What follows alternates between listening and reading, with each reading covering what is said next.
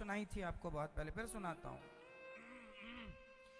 निंदा चुगली करने का कितना बड़ा पाप है, मैं इसके लिए पूरी कथा सुना रहा हूं, छोटी सी 2-5 मिनट की। सुनो।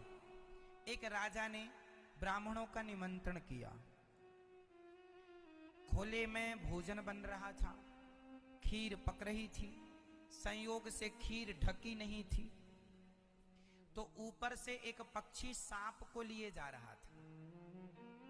तो सांप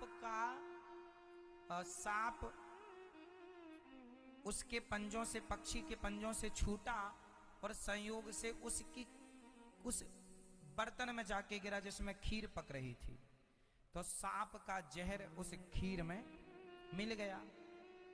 अब खीर हो गई जहरीली।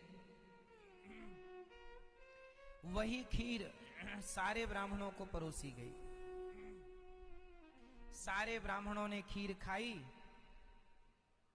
खीर खाते ही सारे ब्राह्मण मर गए। लगभग 100-125 ब्राह्मण थे, सब मर गए एक तरफ से। अब आप लोगों से सवाल पूछ रहा हूं मैं। अब जब ब्राह्मण मरे तो केस गया यमराज के पास। यमराज जी ने कहा, भाई 125 ब्राह्मण मरे, इन ब्राह्मणों की हत्या का जिम्मेदार कौन है? आपसे सवाल, बताइए उन ब्राह्मणों की हत्या का जिम्मेदार कौन था? जल्दी उत्तर दो। सांप जिम्मेदार था क्या? पक्षी जिम्मेदार था क्या? राजा जिम्मेदार था क्या? तीन में से कौन? बताओ, चलो हाथ उठाइए। हैं? जिसने खीर बनाई वो जिम्मेदार है, वो ढका नहीं। बात ठीक है आपकी, पर वो जिम्मेदार नहीं है। भाई खीर आदमी बना रहा है तो खीर को चलाना पड़ेगा बार बार। बेचारा चला रहा था, तभी कोई पानी वानी पीने चला गया होगा, मिनट भर की बात, उतनी में गिर गया सांप। अब इसमें उसकी क्या गलती है? क्यों मैया, आप बताओगी कौन गलत है? बताओ, किसको दोषी माने? ब्राह्मण हत्या हो गई ब्राह्मणों की। कौन है हत्या का दोषी? कौन मैया, आप बताओ।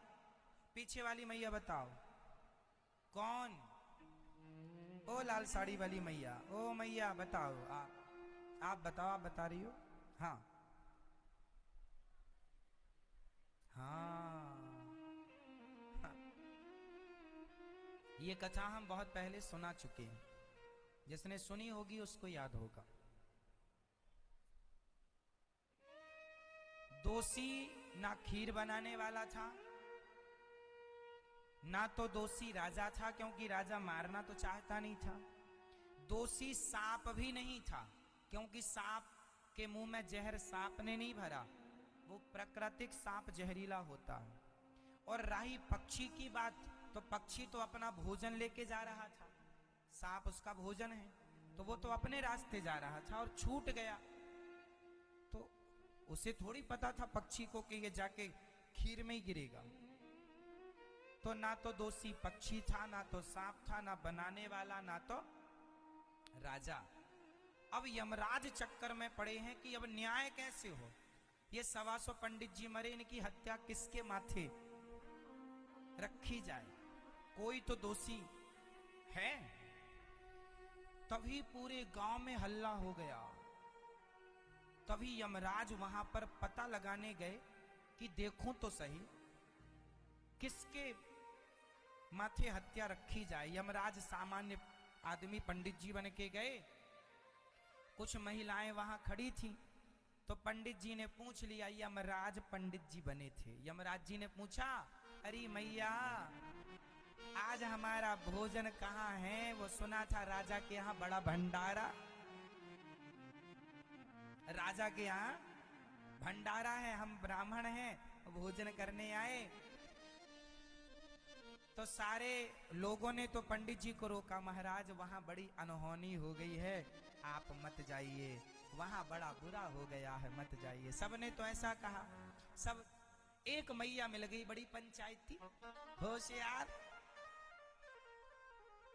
उनसे पूछा यमराज जी ने, क्यों हमें भोजन आज कहाँ करना था? वो राजा ने बुलाया था, राजा का घरवर कहाँ है?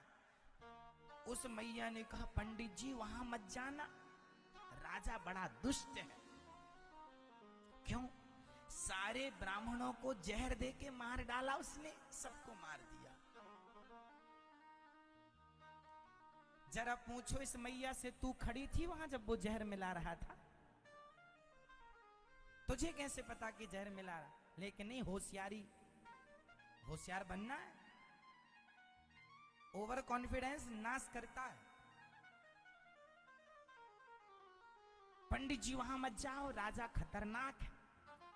125 पंडित जी मारे गए हैं, आपको पता नहीं है? यमराज जी ने कहा, कैसे मर गए? अरे राजा जहर दे दिया सबको। यमराज जी बोले, 125 ब्राह्मणों की हत्या का दोषी कोई नहीं है, ये है चुगली करने वाली, पकड़ो इसको। 125 ब्राह्मणों की हत्या का पाप इसके माथे लगा, चल बुढ़िया चल, मैं यमराज हूं, चल। महाराज हमें कहां पकड़े ले जा रहे हो? तू ही कर रही है, बाकी तो किसी ने चुगली नहीं की, बुराई नहीं की, तू ही दावा कर रही है वो मार डाला। तूने देखा है? बिना देखे कैसे बोल रही है? और बोल रही है तो चल तू ही दोषी है। यमराज जी बोले, महाराज मैं क्यों दोषी? तुम दोषी इसलिए हो कि जो दूसरों में दोष देखता है वही सबसे बड़ा दोषी होता है। आप और किसी को दोष नजर नहीं आया राजा का, तुम्हें दोष नजर आया। कॉमन सेंस है, कोई अपने घर में भोजन के लिए किसी को बुला के थोड़ी जहर देगा? और तुम कह रही हो राजा ने मिलाया, तुम उसके दोष देख रही हो, दोषी तुम हो। चलो, तो जितनी चुगली करने वाली माताएं बैठी हैं, सुन रही हैं, निंदा चुगली, तुम ही सारे पाप की जिम्मेदार मानी जाओगी।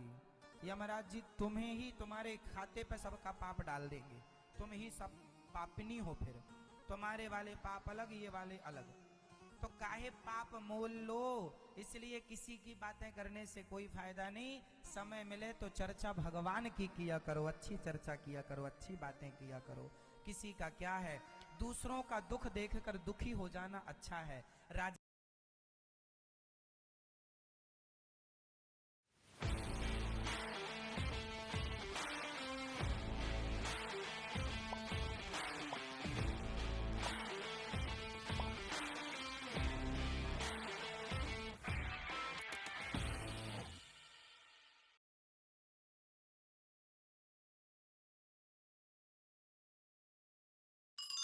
सब्सक्राइब करें हमारे YouTube चैनल साधना गोल्ड को और पाएं वीडियोस सबसे पहले।